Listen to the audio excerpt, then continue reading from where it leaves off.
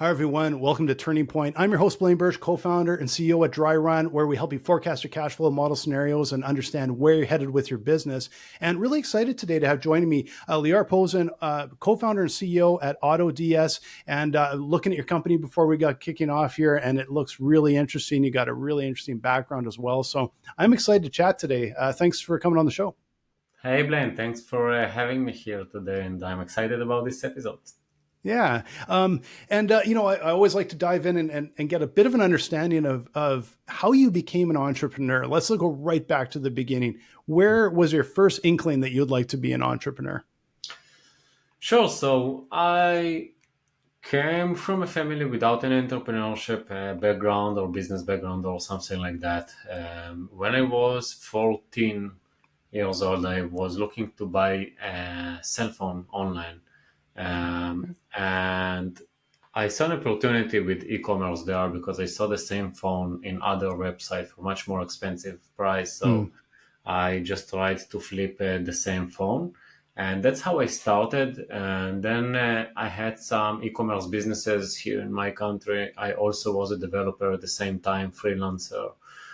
So altogether, that's how it started. E-commerce plus development. That's basically what I've done most yeah. of my life.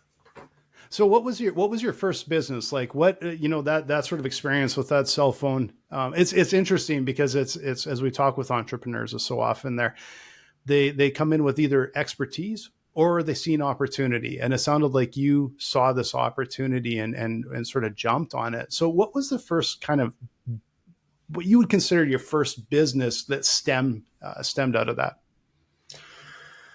Yeah, so it was it was more, business should start from somewhere, as I said, and to me it was really from seeing the opportunity. And the thing is that myself, I almost bought from like the same business model that I've done then by myself as a seller. So basically, I was looking to buy this cell phone on a Chinese site called tinydeal.com.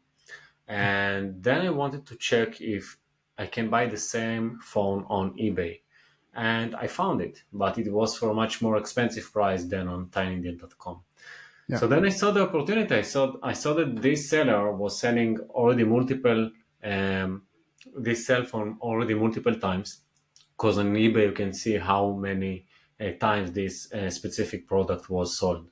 Okay. And then I just tried to do the same. I tried to copy the same phone pictures, title, description from this Chinese site to eBay and increase the price, same as the other seller did. And I got my first sale within 3 to 4 hours. And as 14 years old kid, it was like a big success for me, and basically Yeah. was life-changing event for me. So explain a little bit of how that works. So you're basically just selling through. So how do they do you purchase the phone from that overseas company and then have it sent directly to the new customer, or does it come to you and then you package and send to them and you keep your cut, or how does that work? Yeah, so back then I didn't even know what I'm doing. I just knew that there is an opportunity and I want to take this opportunity and Yeah. to make a business from that. How it works is that this overseas supplier just sending the product directly to the consumer that was buying from me. And this is called basically dropshipping. Back then I didn't even know that that's the name of what I'm doing. Okay.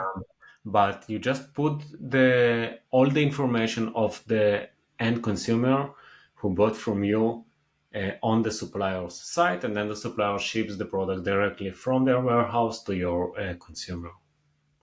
So okay, so the I'm just trying to sort of wrap my head around like how you scale this up. So the real opportunity is there that you offer is that you're making it easier to find this product online.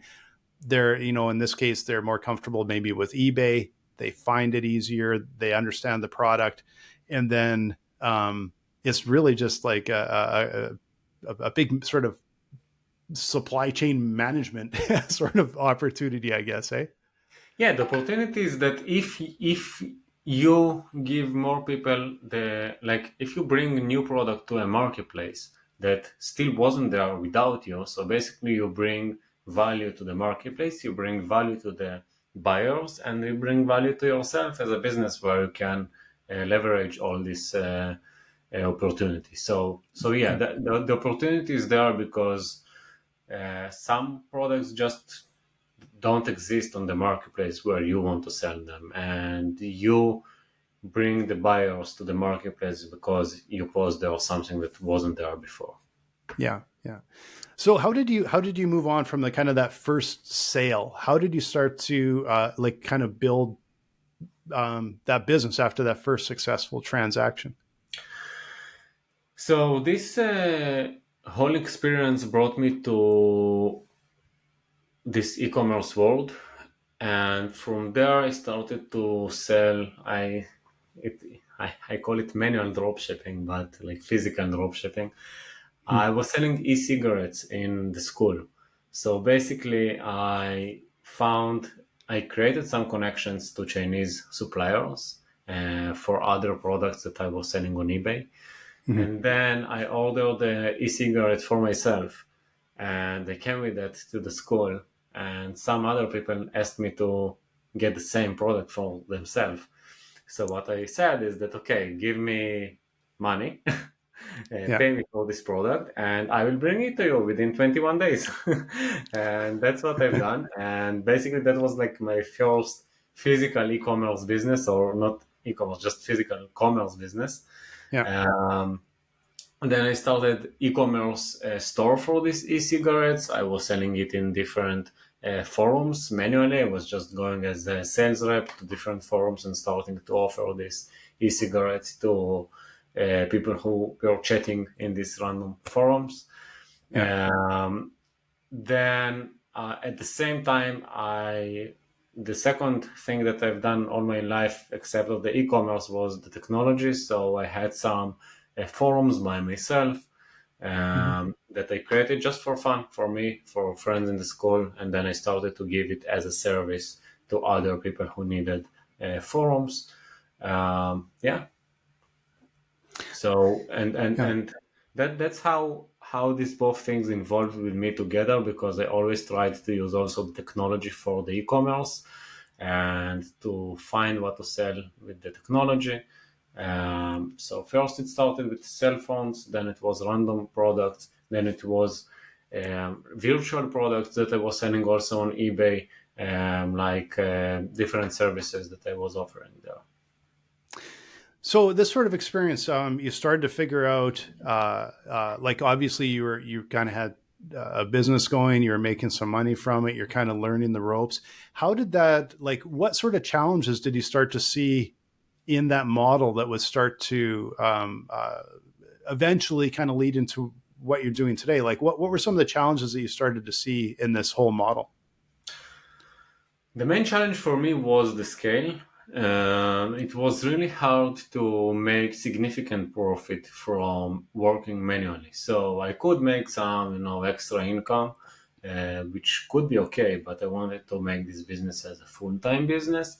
And back then we didn't have any software, any tools that could automate things. And that was my main challenge. If you go a bit deeper, so the problem was how I stay synced with the changes from my suppliers. If the supplier Hmm. changes the price or stock, I want to stay synced with these changes. Otherwise, I will sell something that is not in stock, or I will sell it for a loss price. That's one Hmm. problem. Second problem was how I fulfill the order before, even if I got the sale while the product still had stock, how now I fulfill it before it went to out of stock, because you're not in front of the screen 24/7, and yeah, so that was the two main challenges: how I stay synced with the supplier changes and how I fulfill the orders fast and on time. Yeah. Oh, okay. So that, yeah. So when someone buys it, like you want to be able to know they have inventory. The price is like I know the price. I've got my margins built in, and the purchase goes basically flow through right away, so that um, they can't sell out before I would put that in. So that was kind of the issue. So I'm assuming this is probably an issue that that kind of everyone that's using this sort of dropship model is facing. Hey. Yeah. Yeah, that was the main problems, and this is something that stays with me with the business until today. We develop software, we develop tools that will first solve our own problems as e-commerce business, as a company, and then it will also solve problems for our customers. So this is how AutoDS started, and this is what we do until today, because we still have e-commerce stores. And yeah, that's how I believe that you need to manage the business in the right way. You need to really develop based on what customers need, like what your users need, and only then by the business goals. That's how we manage it. Yeah. So you said like today, so you still have e-commerce stores and so I imagine there's more than a benefit of just like moving cash through the business of that. You actually stay right on top of what's happening in e-commerce because you're actively in e-commerce. So you would be at the forefront of everything. It's like what's happening in the store and then what happens for the software that, you know, how you serve your customers. So how does the like tell me a little bit about AutoDS. Like how does it do all this? Like I'm curious because I don't know that much about this sort of e-commerce world. Yeah, so first about the e-commerce stores, like you asked me about, you said about the e-commerce stores, why we still have it today. The reason why we have these stores is because 4 years ago, I understood that it's not the same thing that it was when I just started 7 years ago with AutoDS, where I was a dropshipper by myself. I became more like a CEO than a dropshipper. This is why we established this e-commerce company, which helps us to stay connected to the market, to understand our customers better. And then we develop software and we develop tools for basically for ourselves that also serves our customers. Mm-hmm. And to me, that's the best way to really understand our members and understand the market. Yeah. Of course, we do other things to hear from our customers themselves, but that's the direct experience that we have. Yeah. Yeah. Today, AutoDS is first. AutoDS is a bootstrap. We didn't raise any funds. We are currently 130 employees. We are 7 years in the market. What we do is that we are an all-in-one e-commerce dropshipping platform. We Mm-hmm. help e-commerce sellers to find what to sell, to import products to their stores, to fulfill their orders automatically, to stay sync with the suppliers' changes. We do that all in one place. It's basically a SaaS software, SaaS company, all in one place for multiple selling channels like eBay, Etsy, Amazon, Shopify, WooCommerce, Facebook Marketplace. So basically, we are trying to do everything that dropshippers need in one place. More about dropshipping. Dropshipping is what we just discussed before, a method to sell online without having an inventory. So Mm-hmm. basically, when the dropshipper or the seller gets an order, they will ship it directly from their supplier, and we help them also to get all these connections to the right suppliers. Yeah. Yeah. So how like what are some of the challenges? I imagine it sounds like you're making drop shipping so accessible that I imagine one of the challenges is that it's going to get more and more and more crowded. So what, like, how does someone actually stay in front of that? How do you make it like a dropship business effective if sort of everybody else can kind of do the same thing? Like what would separate someone from someone else or your stores from someone else's?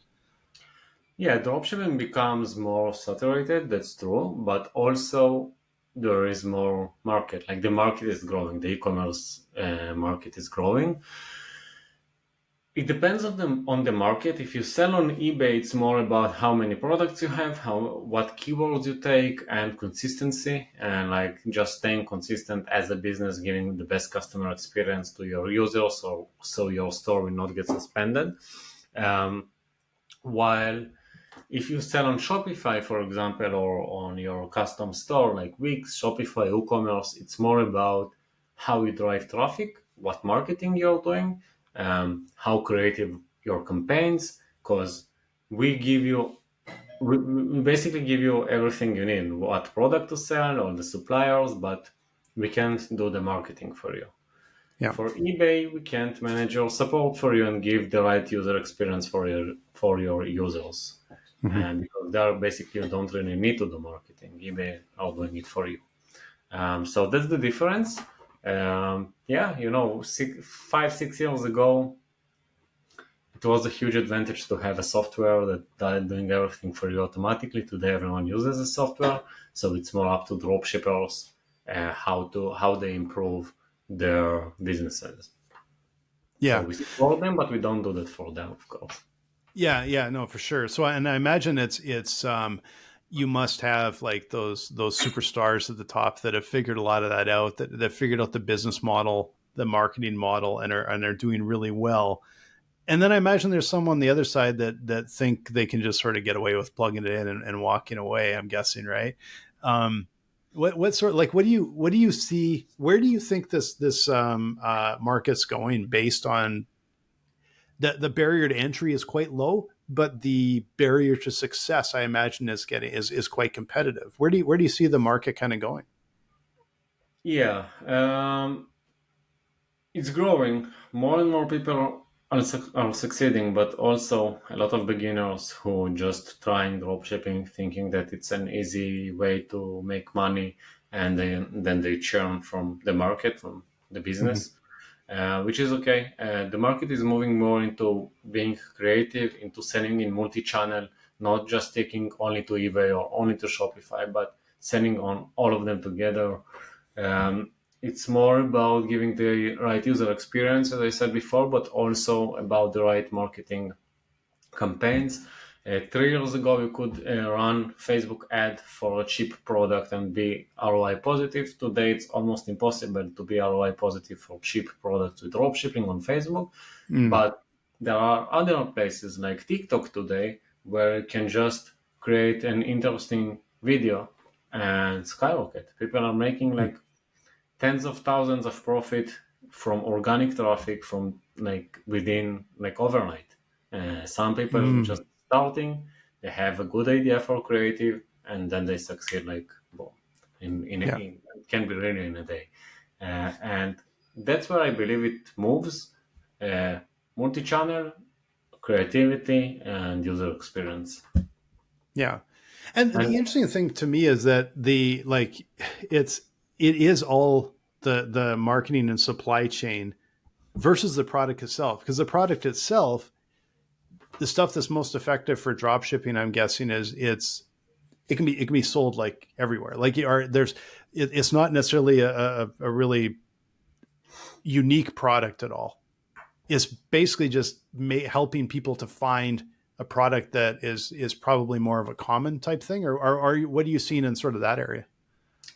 yes, experience is not only the product, is what it comes with, like support, but also upsells that you're doing, or cross-selling, or partnership with other brands that we also see a lot of people are doing. Um, Good dropshipping product is a product that solves a problem and hard to understand how much it costs, and that it's like emotional purchase, like something that you see right now in a trend or in a Google or in a TikTok ad or organic video, and you buy it now. So yeah, that's a good product for dropshipping. Ideally, you will find something that costs $5, for example, and you will sell it for $20. And why bring here the value for users? Because first, it's not too much. They don't pay too much money, but they get something that they didn't even think that they need before. Yeah. So is there kind of sweet spot, or is there a cap where like is there a high point to the market where something gets a little bit too expensive that it just doesn't seem to be effective through drop shipping, or is that kind of irrelevant? Or like you mentioned, if there's not enough, if it's a really inexpensive product, of course the volume has to be so high.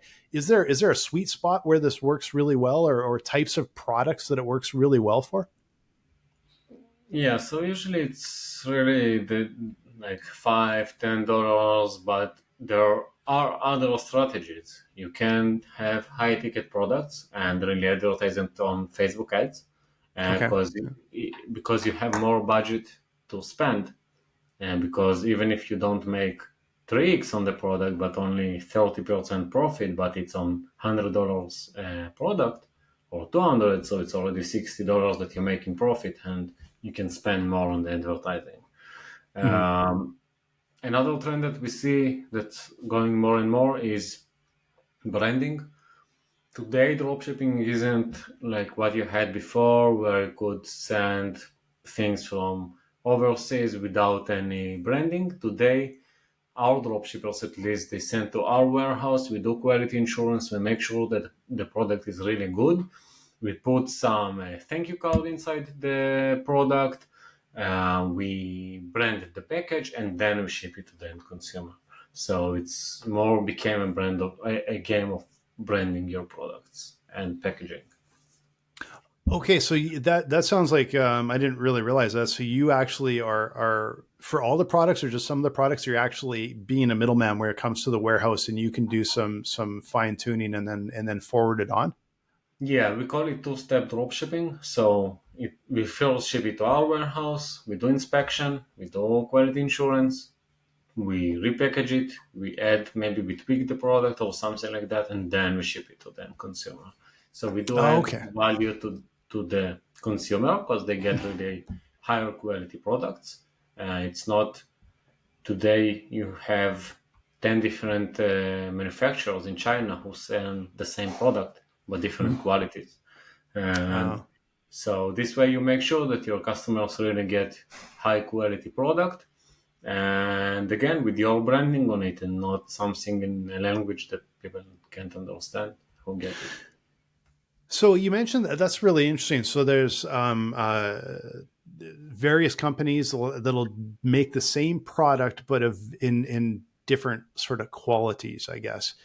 Do you are you the ones that kind of will vet some of those, and you have recommendations on recommended kind of manufacturers, or is it really up to the your customer to be able to do that kind of research? And then what happens if something shows up and it's not very good? How do you work with that, the manufacturer and your customer? Yeah, so we vet the suppliers, at least the suppliers who work directly with us, and we show which supplier is vetted and which not. If you work with our sourcing, where we find the supplier for you, so it's partially on us. Like we will find the best version compared like with the best value for money. We will not send something which is very low quality, but sometimes you just don't have this product with better quality. So we will Hmm. always try to do our best. We'll find the best value for money. Sometimes we will get the product for more expensive price because the quality is better or the shipping speed is better. We always try to improve something over what they could get if they go directly to the supplier. So it Hmm. can be the quality, it can be the shipping speed, not necessarily the price, but all the other factors. Yeah. So that's the value that we bring there, and that's where I believe that this world should go, where people care about what they ship to their customers and not just random products, and then their business will get shut down after a few months when the payment provider will close them. Yeah, yeah. So it's interesting because it sounds like you sort of built this business up with automation in mind, and it feels like it's sort of circled back to now you're bringing kind of the some of the human factors back into the business where you're dealing with the manufacturers and you're making sure that there's quality control and people are getting what they the quality that they expect, and you're dealing with your customers, and so it feels like now you've had to work in a lot, and now I know why you have like a larger staff, right? Because there's a lot of this dealing with people is sort of slipped back into the business, I'm guessing. Hey. Yeah, so first the 130 is only for the SaaS, but Yeah, AutoDS, it's automated dropshipping, and it started with the vision of like, I'm a developer, I'm a dropshipper, let's do automation for dropshipping and only technology. And then we understood that yes, we still need to go a bit into logistics, we still need to understand more of the products, because automation is good, but in the beginning, all our message was, we automate your success, we save you time. Today, the message is more like, we are all in one. We care about what quality of products you ship. We care about how to help you to find what to sell. It's not only let's save time. Yeah. So yeah, that's sort of the human factor there is really important, and it's still there. I'm curious if are you like you mentioned that a lot of this comes to the warehouse, you repackage, you brand it, you do these sorts of things. Do you have basically like one warehouse and it's like this is the easiest way to get stuff, flowing through? We got a lot of great logistics and or do you have multiple places based on where in the world people are? Or how do you sort of manage all of that and make it effective? So we have multiple warehouses in China, and we depend on the location of the supplier, of the manufacturer, Hmm. and we have also domestic suppliers who connect to our marketplace, and then we vet them manually, and they basically, suppliers who work with us directly, providing us something extra than what they would provide to dropshippers if they go directly to them. Again, it can be packaging, branding, price, or shipping price, or shipping speed. Mm-hmm. So we have everything. Like, we have many different types of suppliers, from from warehouses in China to warehouses in domestic locations where we don't own it, but we just work with suppliers there. Okay. Okay. So what? Tell me a bit about like that. That sounds like quite a challenging sort of environment where you went from, it's like your first sale was, yeah, I just brokered it from like my home computer. Now you have warehouses with staff and with, I imagine partners and contractors and people like all over the world. How do you manage that? How do you deal with that? And what are some of the challenges with having a team that's kind of across the globe in a way? So first, the main thing there was my personal development. I worked first on being a better manager and really understand processes. The vision initially was remote. This is part of our DNA as a company, because again, as a dropshipper, I tried to show the world that you can work from anywhere. Uh, we were like, me and my business partners, we were like digital nomads. We traveled the world for 6 months while building AutoDS, and today we also have 18 people here in the office. But so how it's to manage it? A lot of processes, a Mm-hmm. lot of measurement. The company is very data driven. We don't count hours for employees, how, like, screen recordings or stuff like that I know people are doing sometimes. We only count results, goals, KPIs. That's what we do. That's how we manage. We work on more on the personal factor of people, of managers. No micromanagement, only macro management, part of the culture. Um, for some people it works. Some of them prefer more that the manager will be more with them, and then it doesn't work with us as a company. Mm-hmm. So yeah, um, yeah. Well, it's fascinating to me how the sort of the fundamentals of business and some of the tricky parts of business. It doesn't sort of matter what kind of business you run. A lot of it still comes down to people and systems and processes and people. And I think you mentioned that it was that the running through those systems and processes and everything. Where do you I guess first of all, I just want to sneak back into how much were you affected over the last few years with like the pandemic, and then things were shut down, and then they open up again, and with inflation and supply chain. were a lot of these things, were they real struggles for you? Were they actually, did they make things, some of it easier for you to recruit, or what was some of the challenges that you sort of experienced over the last few years? So 2020, when the COVID just started, was the best year for us. All our competitors went down, and we were focused on pandemic. It's hard, stuff like that. For us, it was okay. It's the best time for dropshipping. Let's focus on scale. And we Mm-hmm. just doubled the company this year. We established the offices here in Israel. We worked on processes. We hired our first HR, and like it was the best year ever for us and the best time for us. Mm-hmm. Um, and yeah, so it all came together. And let's hire bigger team. Let's focus on growth. Plus, we had this like wind, or like the COVID that pushed us and the whole e-commerce market. So this all together really brought us to the next level. Today, because what happened there, we already know how to do this fast scale. And yeah, so but at the other hand, we were already used to work remotely. We were already there. Zoom wasn't something new to us.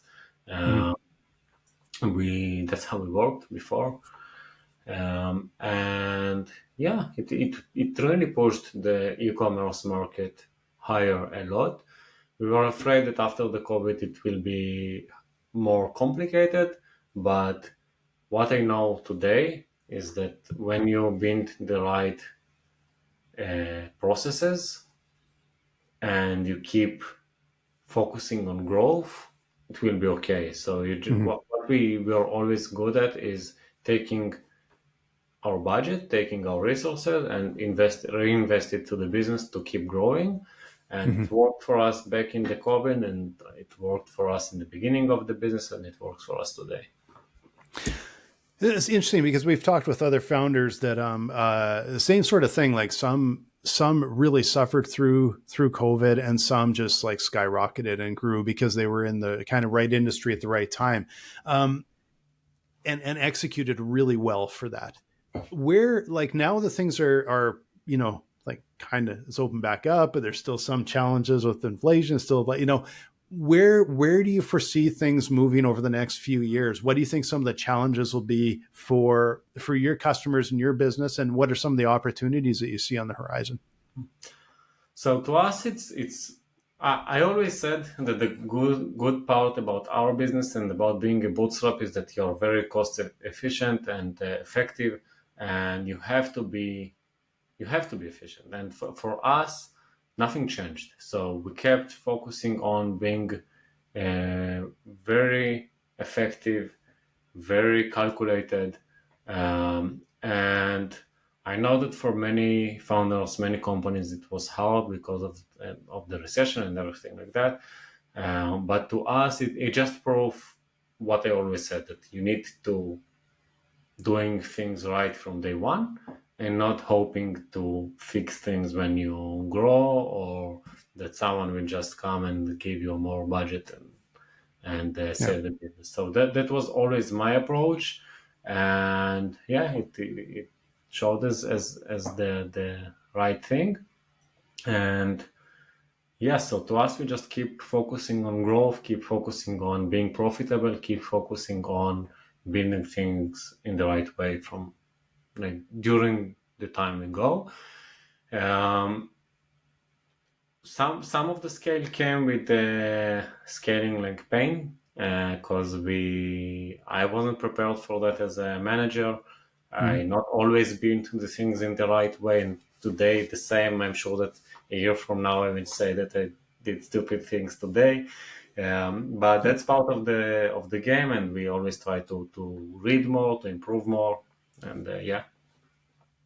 What I've heard, like I know that's one of the most challenging times, and sometimes for some businesses, some of the most dangerous times is when you're scaling up really fast. And it sounds like you guys, like you mentioned, you're already remote. You're already, like, you had a lot of those systems and processes in place.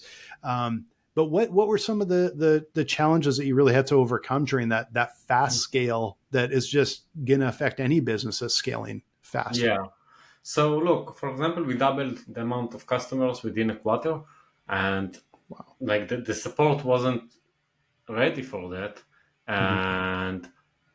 and I couldn't expect them to be ready for that because we didn't put the right expectations. And so this was, for example, and still a big pain point because we didn't know how to plan forward for this scale in terms of supporting these users. So Mm-hmm. for development, it's okay because we know that, okay, so we have a roadmap. It's pretty, you know where you'll go.